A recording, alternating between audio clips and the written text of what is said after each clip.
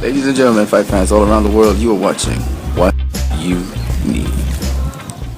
In response to my video setting up your opponent part 1, Terrence Talbot asked me a question. He said, "Hey, what you need? Have you ever considered including Bekzat Satarkanov in your boxers you've never heard of series?" So because Terrence has asked that question, I will actually include this fighter in the series because I actually don't know who he was, Terrence Talbot. So thank you for that request and that question at the same time. Shout outs to you, and I'll begin that right now. So I didn't know much about this boxer, to be honest with you. I tried to find video footage on him. I couldn't find any video footage. So I just went straight to BoxRec instead and decided to look up his career. And I noticed that he didn't really have a pro career, and he came from Kazakhstan.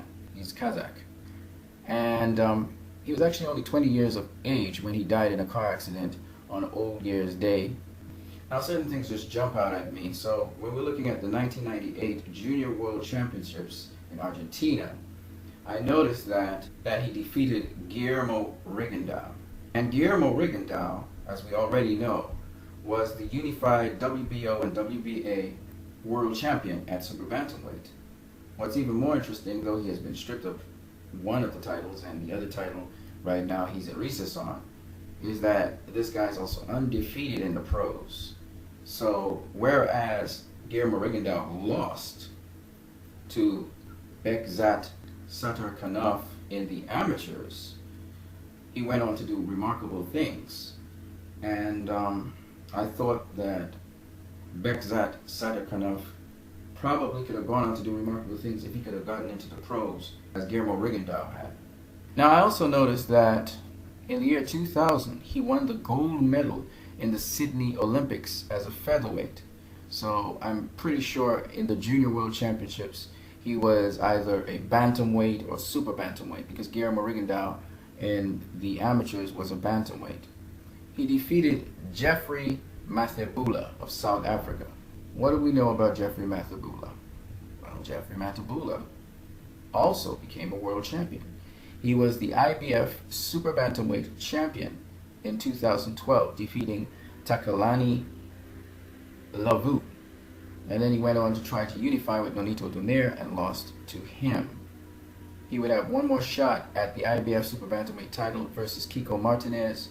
He also faced names such as Celestino Caballero, who was a world champion, WBA, IBF Super Bantamweight world champion to be precise. So he had a lot of experience and a lot of success in the pros. And then we have Ramazan Paliani. And Ramazan Paliani, he fought to a draw against David Diaz. He ended up having a record of 14-1-1.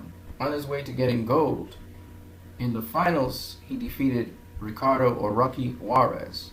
Anyone who knows Rocky Juarez knows he fought some top-level opposition throughout his career.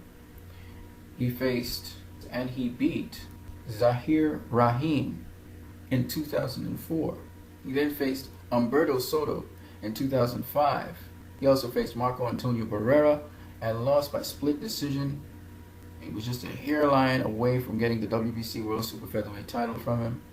Rematched Barrera and lost comprehensively. He faced Juan Manuel Marquez. He drew with Chris John in 2009, rematched him and lost to him. Faced Jorge Linares, and though he was knocked down in the 5th round, he still ended up finishing the fight.